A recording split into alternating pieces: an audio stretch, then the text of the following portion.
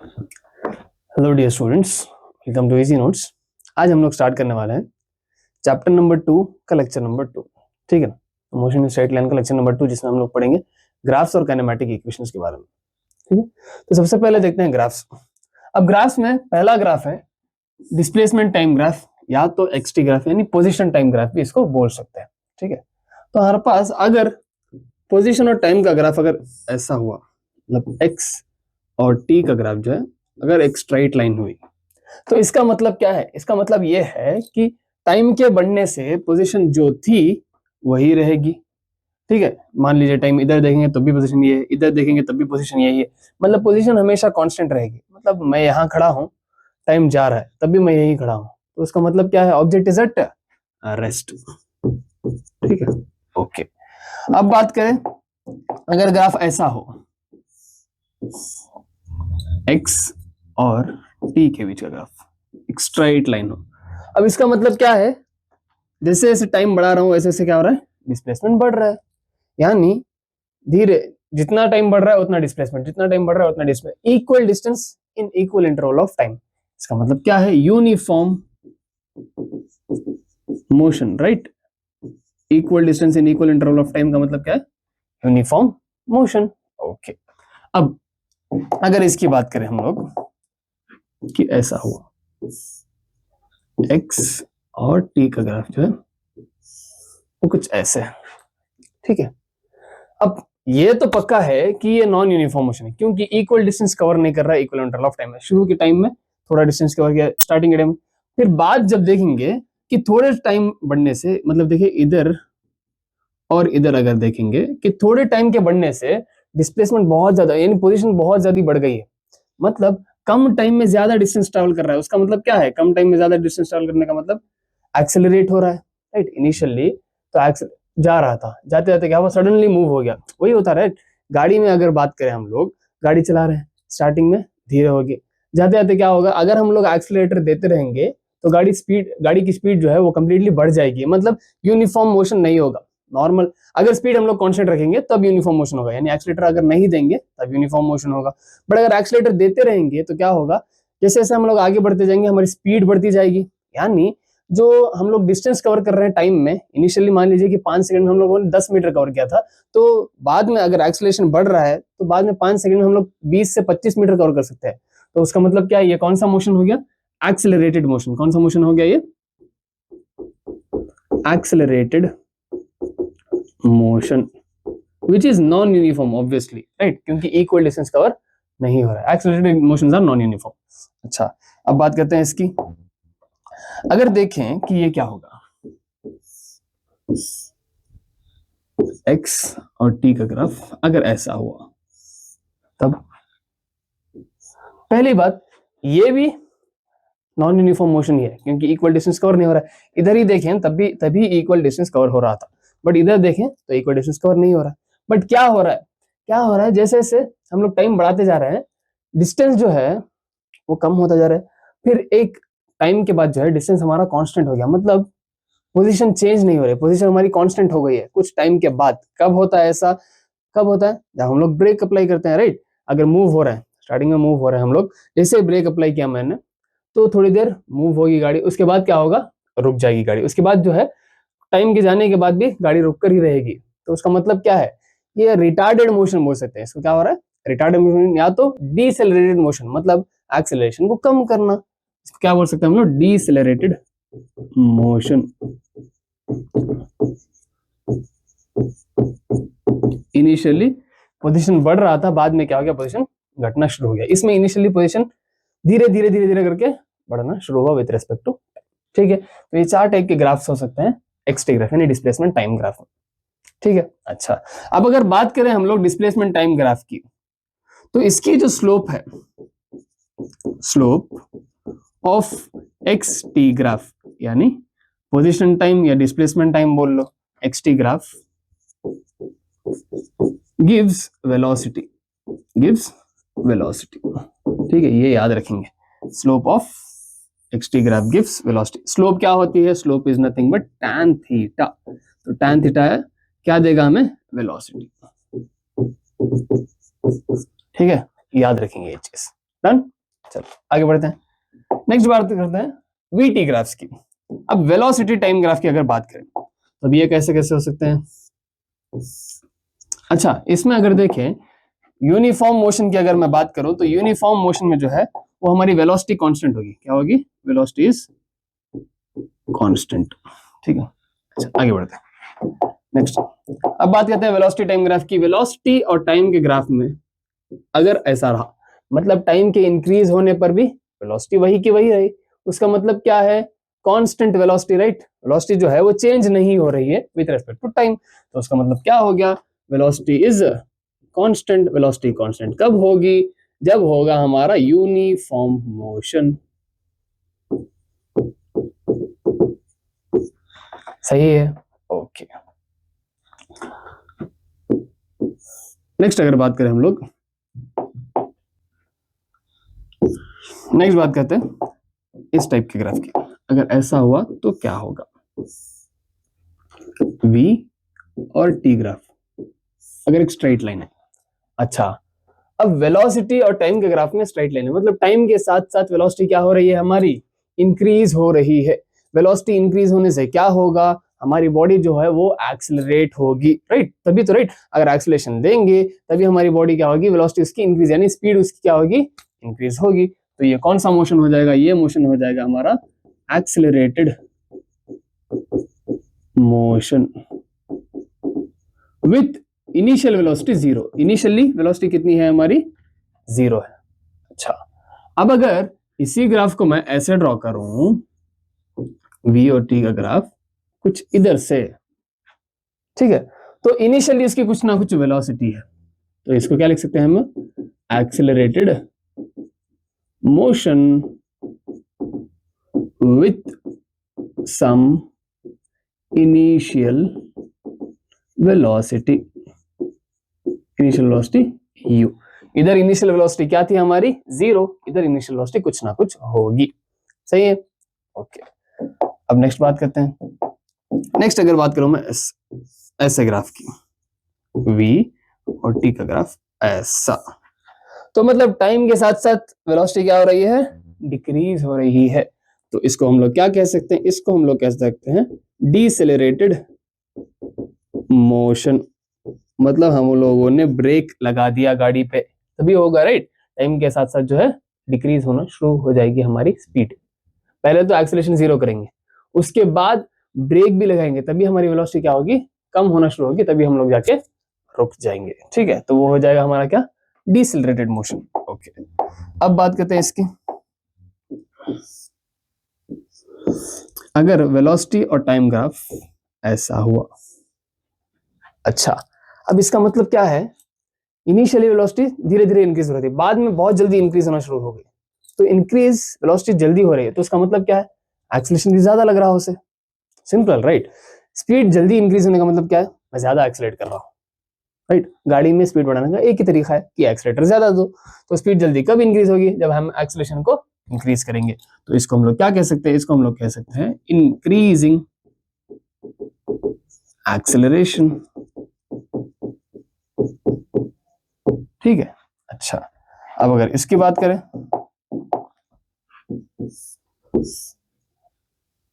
V और T जाते थे, क्या हुआ? स्पीड कम हो गई, तो इसको मैं क्या कहूंगा? Decreasing acceleration.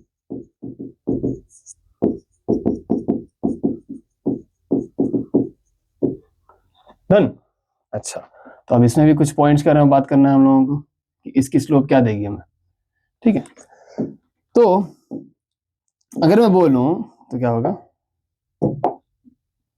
इसकी स्लोप जो है,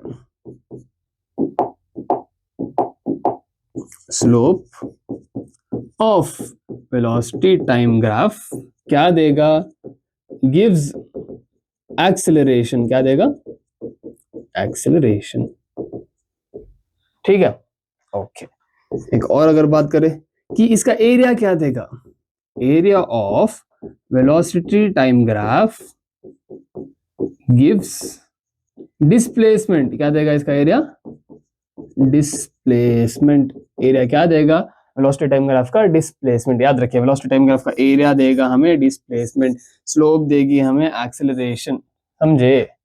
जैसे वेलोसिटी और टाइम का डिफरेंशिएशन देता था हमें एक्सेलरेशन, इंटीग्रेशन देता था हमें डिस्प्लेसमेंट। मैं आपको समझाऊंगा, रुक जाइए। एक और चीज अगर बात करें, अगर हम लोग वेलोसिटी टाइम ग्राफ की जगह एक्सेलरेशन टाइम ग्राफ की बात करें तो area of acceleration time graph यानी AT graph gives change in velocity. क्या देगा ये? Change in velocity. ठीक है, आप लोगों को और डिटेल में एक बार समझाता हूं। देखिए हमारे पास तीन चीजें, एक हो गया हमारा पोजीशन और डिस्प्लेसमेंट बोल सकता हूं मैं, चलो डिस्प्लेसमेंट बोल लेता हूं इसको। ठीक है,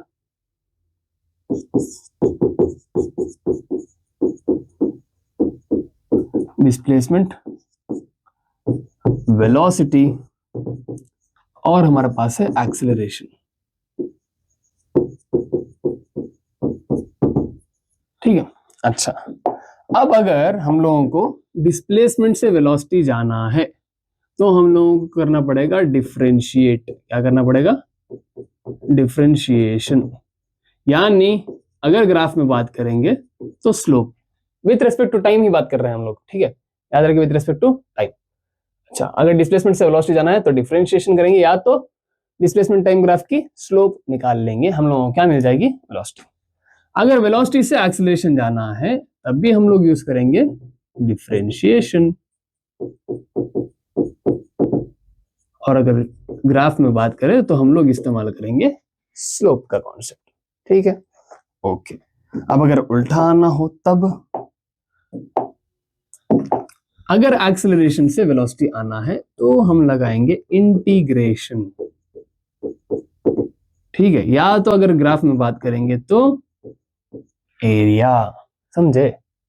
अच्छा, अब अगर वेलोसिटी से डिस्प्लेसमेंट आना है तब भी लगेगा इंटीग्रेशन, और अगर ग्राफ में बात करेंगे तो यहां लगेगा एरिया ऑफ द ग्राफ। समझ में आया? इजी है, राइट? डिस्प्लेसमेंट से वेलोसिटी, वेलोसिटी से एक्सेलरेशन। डिस्प्लेसमेंट से वेलोसिटी जाना है या वेलोसिटी से एक्सेलरेशन जाना है, दोनों में डिफरेंशिएशन करना है, और अगर ग्राफ में देखें स्लोप निकालनी है। अगर उल्टाना है एक्सेलरेशन से वेलोसिटी या वेलोसिटी से डिस्प्लेसमेंट तो एरिया या तो इंटीग्रेशन हम लोग इस्तेमाल कर सकते हैं। इजी। अच्छा, आगे बढ़ते हैं। देखते हैं पहला question. A body starts from rest and travels s distance with uniform acceleration. Uniform acceleration के लिए ग्राफ कैसा आएगा? कुछ इस तरह का, सॉरी v और t का ग्राफ अगर ड्रॉ करें तो कुछ इस तरह का आएगा, right? Accelerated motion, uniform accelerated motion, change नहीं हो रहा है उधर। ठीक, देख, then moves uniformly at a distance 2s and finally comes to rest after moving further 5s under uniform retardation. Okay, अब retardation भी हो रहा है. The ratio of average velocity to maximum velocity is. अच्छा, इसको हम लोग ग्राफ से पढ़ सकते हैं। देखिए, जैसे कि मान लो वेलोसिटी और टाइम के ग्राफ की बात करो। इनिशियली क्या हुआ? यूनिफॉर्म एक्सेलरेशन के साथ s डिस्टेंस ट्रैवल किया। यूनिफॉर्म एक्सेलरेशन के लिए ग्राफ कुछ ऐसा होता है। ठीक है, तो कितना डिस्टेंस ट्रैवल किया इसने? मान लेते हैं टाइम t1 तक डिस्टेंस कितना ट्रैवल किया है इसने? s डिस्टेंस ट्रैवल किया है। कितना?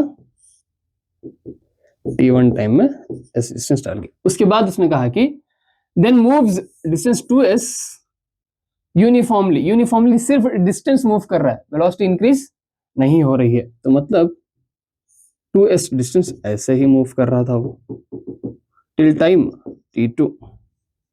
ठीक है, ओके। फिर finally comes to rest after moving 5s under uniform retardation. Retardation होने का मतलब ग्राफ क्या होगा? ग्राफ हमारा हो जाएगा डिक्रीजिंग, मतलब ऐसा। दिस वन इज डिसेलरेटेड या तो रिटार्डेड मोशन। हाँ, तो हमारा ग्राफ क्या होगा? ये हुआ रिटार्डेड मोशन। टाइम t3 में डिस्टेंस कितना ट्रैवल किया है उसने? 5s डिस्टेंस ट्रैवल किया है, या तो डिस्प्लेसमेंट बोल सकते हैं। The ratio of average velocity to maximum velocity, अब ये वाली हो जाएगी हमारी क्या? Maximum velocity, v maximum, right? इतनी दूर तक जा रहा है तो ये पॉइंट क्या हो गया हमारा? मैक्सिमम वेलोसिटी वाला पॉइंट। तो ये टाइम हो गया t1 t2 को इधर पॉइंट के हिसाब से लिख लेता हूं मैं। चलो, ठीक है, ये वाला हो गया T1, T2 एंड T3।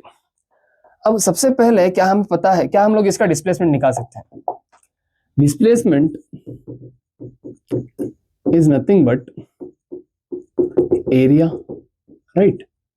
तीनों का डिस्प्लेसमेंट दिया हुआ है, वहां से हम लोग एरिया निकाल लेते हैं। चलो, अब पहले वाले का अगर एरिया निकालें तो S is equal to half, right, triangle है, हाफ बेस इंटू हाइट, यानी हाइट क्या है V मैक्स इंटू बेस क्या है T1। ओके, तो यहां से T1 क्या आ जाएगा? T1 will be equal to 2S upon V maximum. सही है, ओके, इसको रख लेते हैं इधर। T1 आ गया हमें, अरे ये आ गया T1। ओके, अब बात करते हैं S2 की। S2 क्या हो जाएगा? यानी 2S is equal to base into height, यानी V मैक्स इंटू T2। तो यहां से T2 क्या आ जाएगा? T2 आएगा 2S बाई V मैक्सिमम। ये आ गया T2, क्योंकि हमें एवरेज वेलोसिटी चाहिए, राइट, तो टोटल टाइम भी चाहिए हमें। ओके, टोटल डिस्प्लेसमेंट तो है, टोटल टाइम भी चाहिए। अच्छा, अब बात करते हैं हम लोग थर्ड वाले डिस्प्लेसमेंट की, यानी 5S is equal to half, फिर से बेस इंटू हाइट, यानी V मैक्स इंटू T3। तो इधर से T3 क्या हो जाएगा? T3 हो जाएगा 2 5 जा 10S अपॉन V मैक्सिमम। समझ आया? तीन चीजें, T1, T2 और T3 मिल गया। अब हमें क्या करना है? रेशियो किसका निकालना है? रेशियो निकालना है average to V max, right, average velocity to maximum velocity. सबसे पहले एवरेज वेलोसिटी निकालेंगे हम लोग। V average is equal to total displacement upon total time, simple. Okay, तो V average will be equal to total displacement कितना है? S plus 2S plus 5S divided by total time T1 plus T2 plus T3। तो V average will be equal to, T1 T2 T3 की direct value substitute कर लेता हूं मैं। ठीक है, तो क्या लिख सकता हूं मैं इसको? 2S by V max plus 2S by V max plus 10S by V max. सही है, ओके, चलो, तो अब बात करते हैं हम लोग इसकी।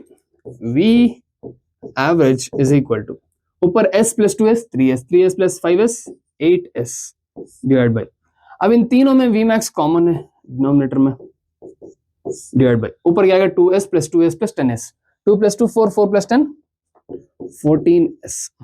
ठीक है, तो S से S चला जाएगा, 2 4 जा 2 7 जा, तो ये क्या होगा? 4 V मैक्स अपॉन 7। सही है। नेक्स्ट, अब हमें चाहिए क्या? हमें चाहिए V average by V maximum. तो V मैक्सिमम को नीचे भेज देते हैं, तो हो गया V average upon V maximum will be equal to 4/7। ये हो जाएगी इसकी value, the ratio of V average to maximum velocity. Done, easy, yes easy. चलो आगे बढ़ते हैं अगले क्वेश्चन की तरफ। The displacement time graph of two moving particles makes angle of 30 degrees and 45 degrees with time axis. The ratio of their velocities is, मतलब velocity का ratio चाहिए, यानी V1 by V2। तो देखते हैं क्या होगा। V1 upon V2 is equal to slope of graph, यानी M1 upon M2। What is slope? Slope is nothing but tan theta. Okay, तो मैं लिख सकता हूं V1 upon V2 is equal to tan पहले वाले का 30 डिग्री और दूसरा वाला tan 45 degree, right. Okay, so V1 by V2 is equal to tan 30 is how much? 1/√3, tan 45 is 1। तो इसका रेशियो क्या आ जाएगा? 1:√3। ठीक है, तो V1 is to V2 is equal to 1:√3 आ जाएगा। Done, easy. यही याद रखना था हम लोगों को। Slope is nothing but velocity. Displacement time graph का स्लोप क्या देगा हमें? वेलोसिटी देगा। ठीक है, आगे बढ़ते हैं। A body starts moving from rest, accelerates uniformly along a straight line at the rate of 10 metre per second square. मतलब कहाँ से स्टार्ट हो रही है? रेस्ट से। कितनी देर के लिए? 5 सेकेंड के लिए 10 मीटर पर सेकेंड से मूव कर रही है। मतलब वेलोसिटी जो है कांस्टेंट है, और सॉरी 10 मीटर पर सेकेंड से मूव कर रही है। ठीक है, अच्छा एक्सेलरेशन दिया हुआ है 10 मीटर पर सेकेंड स्क्वायर, मतलब वेलोसिटी चेंज हो रही है। Okay, it moves for 2 seconds with uniform velocity of 50 metre per second. मतलब 2 सेकेंड के लिए वेलोसिटी कांस्टेंट हो गई। अब यूनिफॉर्म वेलोसिटी बोलने का मतलब क्या है? वेलोसिटी कांस्टेंट हो गई और 2 सेकेंड के लिए मूव कर रहे हैं। Then it retards uniformly and comes to rest in 3 seconds. Uniformly फिर से रिटार्ड करेगी और कहाँ आ जाएगी? रेस्ट पे आ जाएगी। Draw velocity time graph for the body and find the total distance travelled by the body. Okay, तो देखते हैं क्या है। तो पहले वेलोसिटी टाइम ग्राफ ड्रॉ करते हैं इसको। राइट, तो क्या होगा? इनिशियली बॉडी स्टार्ट कहां से हो रही है? ये v और t का ग्राफ स्टार्ट हो रही है यहां से, रेस्ट से, right, with uniform acceleration. Uniform acceleration मतलब स्ट्राइट लाइन। ठीक है, कब तक? कितने टाइम तक? फॉर 5 सेकेंड्स, 5 सेकेंड तक स्टार्ट हो रही है। अच्छा, तब उसकी वेलोसिटी कितनी होगी वो देख लेते हैं। तो इनिशियल वेलोसिटी 0 होगी, तो v is equal to u plus at, यही फॉर्मूला लगाएंगे क्योंकि हम लोगों को पता है। देखिए, हम लोगों को ये पता है, right, acceleration is equal to change in velocity by time. तो क्या हो जाएगा? Change in velocity is v minus u divide by t। तो क्या हो जाएगा? v is equal to u plus at। अब v is equal to u 0 है क्योंकि इनिशियल वेलोसिटी 0 है, प्लस a हमारा 10 दिया हुआ है, 10 इंटू 5 सेकेंड्स, तो v will be equal to 50 metre per second. मतलब यहाँ पे वेलोसिटी कितनी हो जाएगी? 50 मीटर पर सेकेंड वेलोसिटी हो जाएगी। डन। अच्छा, उसके बाद उसी ने कहा है कि 2 सेकंड के लिए 50 मीटर पर सेकंड की यूनिफॉर्म वेलोसिटी से मूव करेगा। मतलब ये होगा इसकी यूनिफॉर्म वेलोसिटी फॉर 2 सेकंड्स। ठीक है, ओके, तो टोटल इधर कितना हो गया? टाइम की वैल्यू रखते हैं हम लोग, रुक जाओ एक मिनट। इनिशियली फॉर 5 सेकंड्स, उसके बाद और 2 सेकंड, मतलब टोटली 7। ठीक है, next, then it retards uniformly and comes to rest in 3 seconds। Uniformly फिर से रिटार्ड होगा, मतलब सेम इस पे रिटार्ड होगा और रेस्ट पे आ जाएगा। कितने टाइम में? 3 सेकंड पे रेस्ट पे आ जाएगा। मतलब ये हो गया हमारा 10। ठीक है, तो ये होगा उसका graph, simple velocity time graph हो गया। ओके, यहाँ स्टार्ट होगा 0 से। नेक्स्ट फाइंड करना है total distance travelled by the body. अभी total distance is nothing but area, right, निकाल लेते हैं area. Total distance is equal to area, तो the total distance is equal to, इसका एरिया क्या हो जाएगा? हाफ, बेस कितना है? 5 इंटू हाइट कितनी है? 50, प्लस इसका area base into height, base कितना है? 2, 7 माइनस 5 इज 2, हाइट हमारी 50 अगेन, प्लस इसका एरिया हाफ, बेस हो जाएगा 3 इंटू हाइट हो जाएगी 50। ओके, तो देखते हैं, ये 2 1 जा 2 इंटू 25 जा 25 5 जा 125, प्लस 2 इंटू 50 100, प्लस ये भी अगर कैंसिल होगी ये भी 25 हो जाएगा, 25 3 जा 75, तो 125 प्लस 75 200, 200 प्लस 100 300। टोटल डिस्टेंस कितना हो जाएगा हमारा? 300 मीटर हो जाएगा। इजी, 3 भाग में डिवाइड किया है मैंने, एक ट्रायंगल, रेक्टेंगल, फिर से ट्रायंगल। ठीक है, या तो आप लोग डायरेक्ट ट्रेपेजियम का भी फॉर्मूला लगा सकते हैं। ठीक है, चलो आगे बढ़ते हैं। Draw position time graphs for 2 objects having 0 relative velocity. अच्छा, याद रखिए रिलेटिव वेलोसिटी का कॉन्सेप्ट हम लोग आगे पढ़ेंगे। मैं आपको बस एक हिंट सा दे देता हूं कि रिलेटिव वेलोसिटी क्या होगी। रिलेटिव वेलोसिटी वो होगी, दोनों की वेलोसिटी अगर सेम है तब 0 रिलेटिव वेलोसिटी आएगी। याद रखिए, सिंपल, दूसरे के रेस्पेक्ट में हमारी वेलोसिटी कितनी है उसको हम लोग कहते हैं रिलेटिव वेलोसिटी। हम लोग लास्ट लेक्चर में पढ़ेंगे, तो अब के लिए इतना याद रखिए, 0 रिलेटिव वेलोसिटी के लिए दोनों की वेलोसिटी जो है वो बराबर होनी चाहिए। ठीक है, ओके, तो देख लेते हैं। पोजीशन टाइम ग्राफ ड्रॉ करना है, एक्स और टी का ग्राफ। अगर मैं ऐसे ड्रॉ करूं तो इधर भी वेलोसिटी 0, इधर भी वेलोसिटी 0, तो सेम हो गई रिलेटिव वेलोसिटी। ये भी हो सकता है। अगर मैं ऐसे ड्रॉ करूं, इस इसकी जो स्लोप होगी, इसकी दो पैरेलल लाइन की स्लोप जो है हमेशा कांस्टेंट रहती है, मतलब एक्सटी ग्राफ की स्लोप क्या देगी, वेलोसिटी, तो दोनों की वेलोसिटी क्या हो जाएगी, सेम। ऐसा भी हो सकता है। अगर मैं ऐसे बात करूं, कुछ भी तरीके के दो पैरेलल लाइंस ड्रॉ कर दीजिए, दो पैरेलल लाइंस अगर ड्रॉ करेंगे तो दोनों की स्लोप क्या होगी, सेम होगी, इसलिए दोनों की वेलोसिटी क्या हो जाएगी, सेम। तो उन दोनों के बीच में जो है रिलेटिव वेलोसिटी जीरो हो जाएगी। इसको हम लोग कंसीडर क्यों नहीं करते, बिकॉज इसमें वेलोसिटी ही जीरो है, तो रिलेटिव वेलोसिटी तो वैसे भी जीरो आएगी। तो सबसे बेस्ट कौन सा होगा, सबसे बेस्ट वाला ये होगा, ठीक है, सेकेंड या थर्ड वाला, दोनों ले सकते हैं हम लोग, ठीक। कोई भी दो पैरेलल लाइंस ड्रॉ करने हैं, सिंपल, ठीक है। चलो आगे बढ़ते हैं। The displacement time graph of any object is shown in the adjacent figure. Draw a velocity time graph for this motion. अब इस मोशन के लिए वेलोसिटी टाइम ग्राफ ड्रॉ करना है। कौन सा मोशन है ये, डिस्प्लेसमेंट टाइम ग्राफ में अगर स्ट्रेट लाइन आया है तो वो हो गया कौन सा मोशन, वो हो गया हमारा यूनिफॉर्म मोशन। अब यूनिफॉर्म मोशन के लिए वेलोसिटी टाइम ग्राफ क्या था, वो था ये वाला, तो ड्रॉ कर लेंगे, सिंपल। तो हो गया वेलोसिटी टाइम ग्राफ क्या होगा, ये वाला हो जाएगा, इजी, सिंपल, राइट। याद रखना था बस, या तो इसमें वेलोसिटी कांस्टेंट है तो इसमें भी वेलोसिटी को कांस्टेंट कर दीजिए, ऊपर ड्रॉ कीजिए, नीचे ड्रॉ कीजिए, कहीं भी ड्रॉ कर सकते हो आप, डन। चलो आगे बढ़ते हैं। हाँ, derive kinematic equations for uniformly accelerated motion using VT graph. तो हमारे पास तीन इक्वेशंस हैं, तीनों को एक एक करके डिराइव करेंगे हम लोग, ठीक है। तो ग्राफ ड्रॉ कर देता हूं मैं इसका,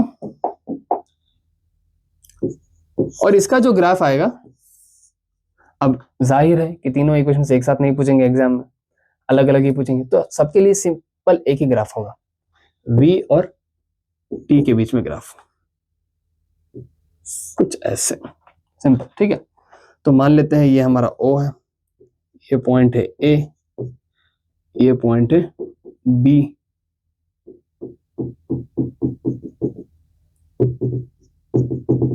ये पॉइंट हो जाएगा C, और ये वाला पॉइंट हो जाएगा हमारा D, ठीक है। तो अब इसको नेमिंग करना है।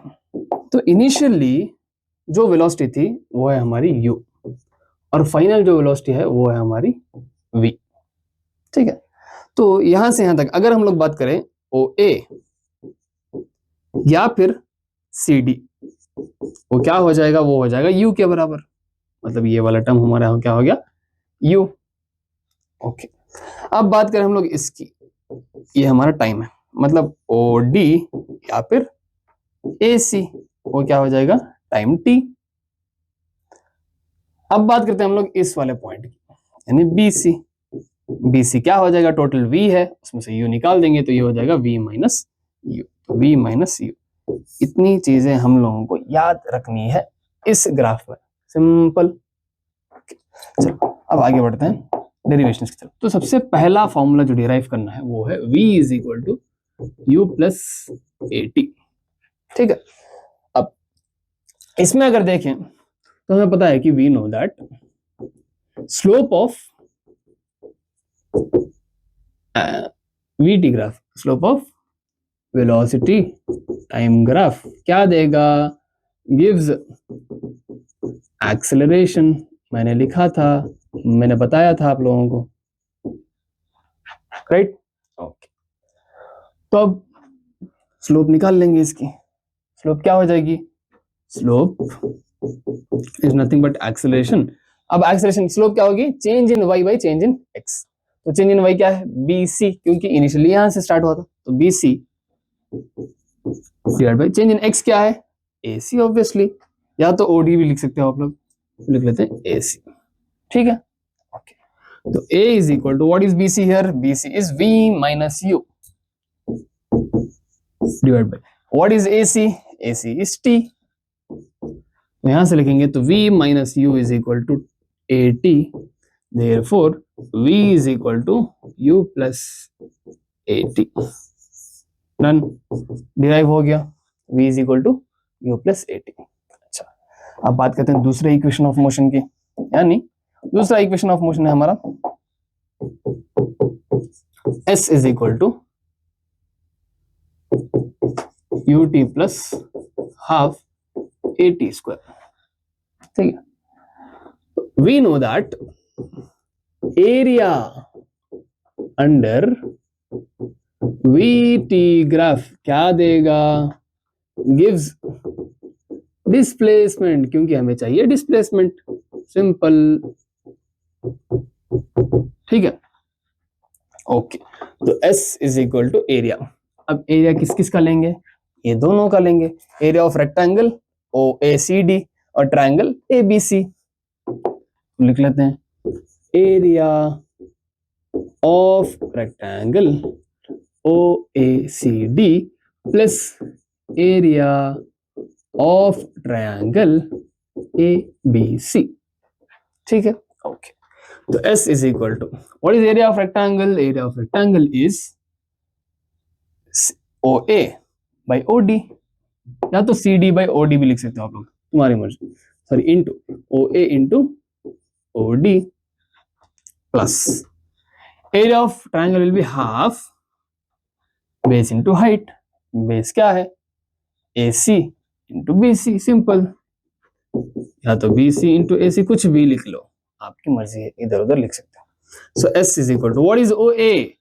OA is U, OD is T and BC is V minus U। याद रखेंगे OA क्या है हमारा, OA है U और OD है T प्लस हाफ, BC था V minus U और AT है सॉरी AC है T।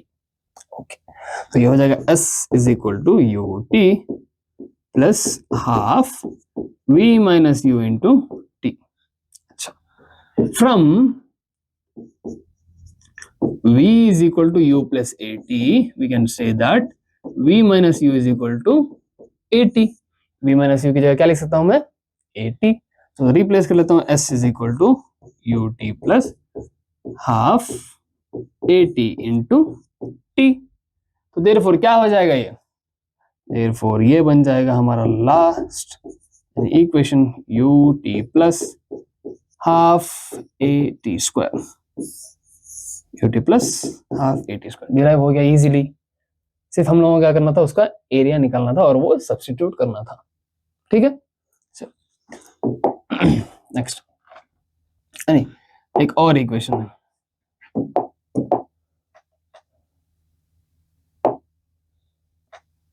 ठीक है, देखते हैं। थर्ड इक्वेशन है हमारा V square minus U square is equal to 2AS, ठीक है। इसमें भी हम लोगों को लगाना है, we know that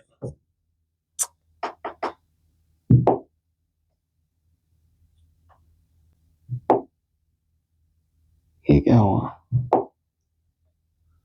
we know that area of VT gives displacement, simple, लिख लेता हूं मैं S is equal to area of rectangle OACD plus area of triangle ABC, ठीक है। ओके, तो अब बात करते हैं S is equal to area of rectangle क्या था, OA into OD, right, plus ये हो गया हाफ BC इंटू AC, यही था। ओके, सब्स्टिट्यूट कर लेते हैं, तो S is equal to OA क्या था, OA था U, OD क्या था, OD था T प्लस हाफ BC क्या था, V माइनस U और AC क्या था, T, ठीक है। ओके, तो अब मल्टीप्लाई 2 ऑन बोथ साइड्स,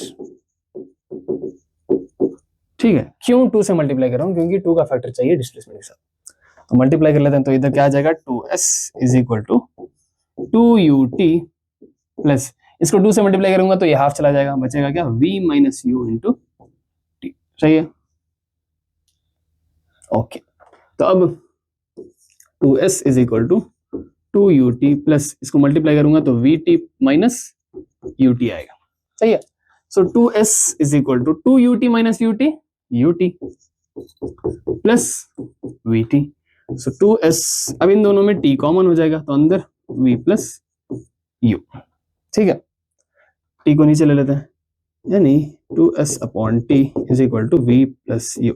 ये हो गया इक्वेशन 1। अच्छा, हमें पता है कि we know that v is equal to u plus at, तो therefore v minus u is equal to at। ये हो जाएगा हमारा इक्वेशन 2। तो हम क्या करेंगे, मल्टीप्लाई करेंगे, multiply both equation 1 and equation 2। अब दोनों को मल्टीप्लाई करेंगे तो लेफ्ट हैंड साइड वाले को लेफ्ट हैंड साइड से करेंगे, यानी 80 वाले को 80 से और उस वाले को, तो ऐसे लिख देता हूं इसको, 80 is equal to v minus U.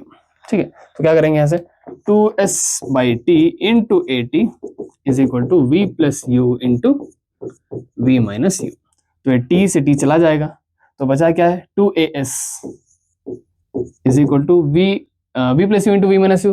a plus b into a minus b क्या होगा, a square minus b square. Therefore हमें क्या प्रूफ हो गया, therefore v square minus u square is equal to 2a into s। ठीक है, hence proved.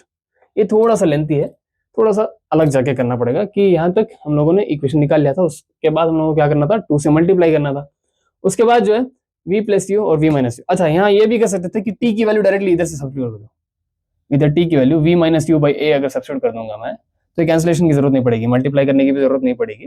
Directly हम लोग क्या कर सकते हैं, t की value v minus you by a substitute कर देंगे, तो a इधर जाएगा 2as, v माइनस यू इधर बच जाएगा, तो directly v square minus you square भी लिख सकते हैं, इस स्टेप को इग्नोर करके भी। ठीक है, चलो अब distance travel during nth second of the motion.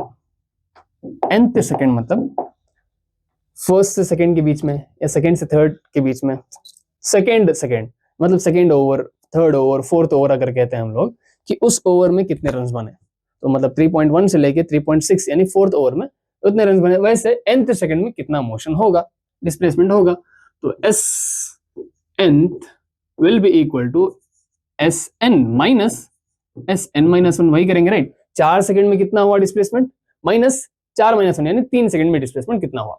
हाँ, तो sn निकाल सकते हैं हम लोग।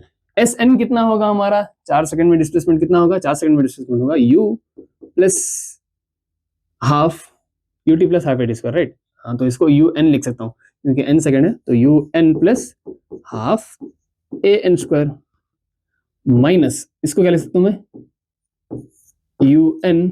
u into n minus 1 plus half a into n minus 1 the whole square. सही है, ओके चलो, तो s nth will be equal to un as it is plus half an square. अब इस माइनस को बाहर ही रखते हैं, पहले इसको सॉल्व कर लेते हैं, तो ये हो जाएगा un minus u plus half, अब n माइनस 1 होल स्क्वायर को अगर ओपन करूंगा तो ये हो जाएगा n स्क्वायर, इसको इधर लिख लेता हूं मैं, ये हो जाएगा n square plus 1 minus 2n। सही है, ओके, तो a को उससे मल्टीप्लाई करना तो ये हो जाएगा an स्क्वायर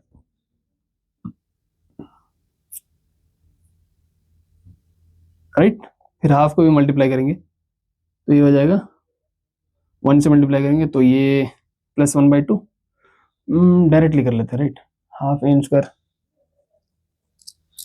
चलो कर लेते हैं। हाफ a को अगर 1 से मल्टीप्लाई करेंगे तो ये हो जाएगा प्लस हाफ a, यानी a/2 लिख लेता हूँ डायरेक्टली मैं, प्लस a/2, फिर 2n से मल्टीप्लाई करेंगे तो माइनस 2 से 2 कैंसिल हो जाएगा तो बचेगा माइनस an।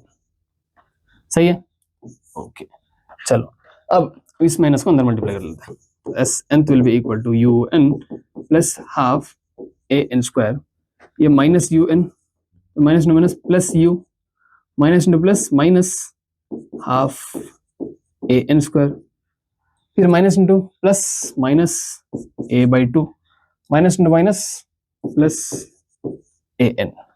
अब क्या क्या कैंसिल होगा वो देख लीजिए, तो plus un minus un cancel हो गया, plus half an square minus half an square cancel हो गया, तो बचा क्या है, अब बचा है हमारे पास s nth is equal to u plus an minus a/2, यही बचा है।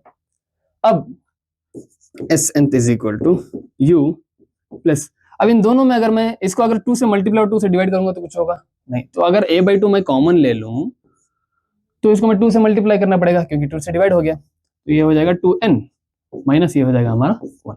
तो ये हो गया हमारा nth सेकंड में ट्रैवल किया हुआ डिस्प्लेसमेंट। ठीक है, displacement travel during nth second, एक सेकंड में, कोई भी एक सेकंड, थर्ड से फोर्थ हो सकता है, फोर्थ से फिफ्थ हो सकता है, मतलब fifth second, sixth second, seventh second, eighth second, ninth second. उसको कैसे डिसाइड करेंगे हम लोग? इस फॉर्मूले से, u plus a/2 into 2n minus 1 से। ठीक है, जहां पे u है इनिशियल वेलोसिटी, a है acceleration, n is the that second जहां पे हमें कैलकुलेट करना है। ठीक है, आगे बढ़ते हैं। हाँ, और फिर से काइनेमैटिक इक्वेशंस यूजिंग कैलकुलस। अब वो जो इक्वेशंस हम लोगों ने सॉल्व किए थे, 3 इक्वेशंस, उसको अब कैलकुलस मेथड से हम लोगों को सॉल्व करना है। कैलकुलस मेथड मतलब डिफरेंशिएशन या इंटीग्रेशन मेथड से। ठीक है, तो पहला वाला सॉल्व करते हैं। v is equal to u plus at। क्या हो रहा है? v is equal to u plus at। ठीक है, अच्छा, we know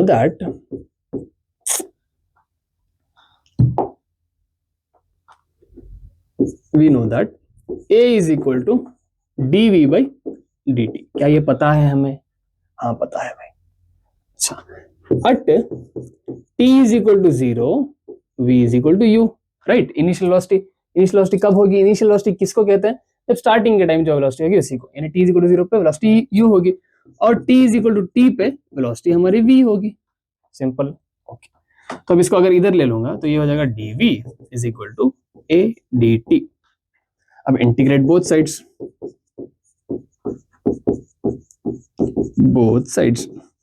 तो क्या हो जाएगा? Integration of dv is equal to integration of a dt। dv का इंटीग्रेशन कहां से कहां तक? u से v तक,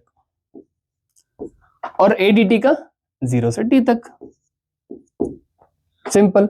ओके, dv का इंटीग्रेशन क्या होगा? v, किसी भी कांस्टेंट का इंटीग्रेशन क्या होता है? v, मतलब dv का इंटीग्रेशन v dx का x, dy का y, dz का z, dw का dw का w, dp का dp, anything with respect to d आएगा तो वही उसका इंटीग्रेशन रहेगा। मतलब ये क्या हो जाएगा? v कहां से कहां तक? u to v is equal to, अब a dt का इंटीग्रेशन क्या होगा? अब a के साथ जो है वो एक टर्म है हमारा, क्या? a dt का इंटीग्रेशन हो जाएगा हमारा t, क्योंकि a तो कांस्टेंट है, एज रहेगा वो। dt का इंटीग्रेशन क्या हो जाएगा हमारा? t। ठीक है, कहां से कहां तक? 0 से t तक। सही है, ओके। तो अब क्या करेंगे? सबसे पहले अपर लिमिट यानी v minus lower limit u is equal to a। तो इसमें पहले upper limit minus lower limit, तो ये क्या हो जाएगा? v minus u is equal to a into T. तो therefore v is equal to u plus at। यहां भी क्या हुआ? प्रूफ हो गया बाई कैलकुलस मेथड। इजी। चलो अब देखते हैं दूसरा फॉर्मूला हमारा। दूसरा फॉर्मूला क्या था? दूसरा फॉर्मूला था s is equal to U T plus half A T square. अच्छा, तो अब we know that s is equal to, अच्छा x लिख लेते हैं, राइट। क्या है? x इज इक्वल टू, उससे बेटर ऐसा लिख सकते हैं, right. v is equal to dx by dt। Simple. Velocity is the differentiation of position. तो at t is equal to 0 हमारा जो x है it is equal to 0। Initially displacement 0 था, finally at time t displacement जो है वो s हो गया, कुछ डिस्प्लेसमेंट ट्रैवल कर लिया। तो इसको इधर भेज देते हैं, तो ये क्या हो जाएगा? dx is equal to v dt। दोनों तरफ इंटीग्रेट करिए। इंटीग्रेशन कहां से कहां तक? dx का 0 से s और v dt का 0 से t। ठीक है, तो integration of dx will be x, कहां से कहां तक? 0 टू s। अब v क्या है? हमें पता है कि v is equal to u plus at। तो इसको यहां रखना है, u प्लस at का इंटीग्रेशन। ठीक है, ओके। तो x एज रख लेता हूं मैं 0 से s तक इज इक्वल टू u का इंटीग्रेशन क्या होगा? u into T to the power 0 है तो ये हो जाएगा ut। 0 plus 1 divide by 0 plus 1 करेंगे, plus a t to the power 1 है तो ये हो जाएगा t to the power 2 divide by 2। कहां से कहां तक? ये 0 से t तक, ये वाला भी 0 से t तक। सही है, ओके। अब इसको जब सॉल्व करेंगे तो ये हो जाएगा upper limit s minus lower limit 0 is equal to, u constant है बाहर रहेगा, upper limit t minus 0 plus a by 2 constant है यानी हाफ a बाहर रहेगा, upper limit t square minus 0। तो क्या हो जाएगा? Therefore s minus 0 s is equal to ut plus half a t square. सही है, इजी है, डिफरेंशिएशन और इंटीग्रेशन से सॉल्व किया जा सकता है इजीली। अब आगे बढ़ते हैं थर्ड इक्वेशन ऑफ मोशन की तरफ। थर्ड इक्वेशन ऑफ मोशन क्या था हमारा? वो था v square minus u square is equal to 2a into s। ठीक है, अच्छा हमें पता है कि we know that acceleration is equal to v dv by dx। ये हम लोगों ने पढ़ रखा है एक्सेलरेशन वाले इससे पहले वाले लेक्चर में, लास्ट लेक्चर में, राइट। तो अब अगर बात करेंगे कि at x is equal to 0 v is equal to u, initially v क्या होगा? u, और at x is equal to s velocity will be v। तो इसको इधर ले लेते हैं, यानी a dx is equal to v dv, दोनों तरफ इंटीग्रेट कर लेते हैं। सेम मेथड सब में इंटीग्रेशन कहां से कहां तक होगा? x 0 से s तक, v u से v तक। ओके, a कांस्टेंट है बाहर रहेगा, integration of dx is x, कहां से कहां तक?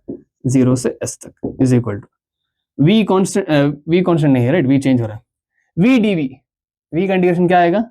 v का इंटीग्रेशन आएगा v स्क्वायर बाई 2, क्योंकि विद रेस्पेक्ट टू v ही कर रहे हैं हम लोग, v to the power 1 plus 1, ऐसे लिख लेते हैं। देखो सिंपली क्या होगा? v एज इट इज रहेगा बाहर, dv का इंटीग्रेशन क्या आएगा? v स्क्वायर बाई 2 हो जाएगा, सिंपल। ठीक है, v dv का इंटीग्रेशन, जैसे कि x dx का इंटीग्रेशन क्या होता है? x square by 2, simple.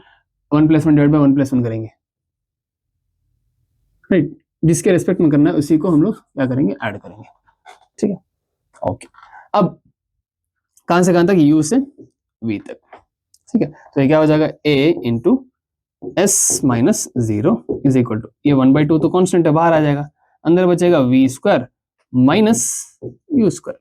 ठीक है, तो अब अगर इसको देखें तो ये हो जाएगा as is equal to v square minus u square by 2, simple. तो 2 जब इधर जाएगा तो ये हो जाएगा v square minus u square is equal to 2a into s, hence proved.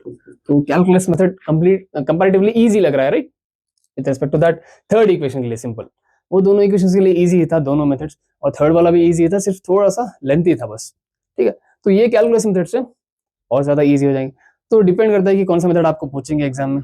अगर ग्राफिकल मेथड पूछते हैं तो वो वाला कीजिए, अगर इंटीग्रल मेथड या तो कैलकुलस मेथड पूछते हैं तो ये वाला कर सकते हैं आप। ठीक है, तो इस लेक्चर में हम लोगों ने बहुत सारी चीजें पढ़ी, क्या? ग्राफ्स के बारे में और इक्वेशंस ऑफ मोशंस के बारे में। अच्छा, इक्वेशंस ऑफ मोशंस वैलिड कब है? जब एक्सेलरेशन हमारा कांस्टेंट होगा तब, याद रखिए। Equations of motions are valid only when acceleration is constant। ये पॉइंट मस्ट है, acceleration should be constant equation of motion को वैलिड होने के लिए। ठीक है, डन। तो मिलते हैं नेक्स्ट लेक्चर में। कंप्लीट नोट्स के लिए डाउनलोड कीजिए इजी नोट्स ऐप। तो नेक्स्ट लेक्चर में मिलते हैं, बाय बाय।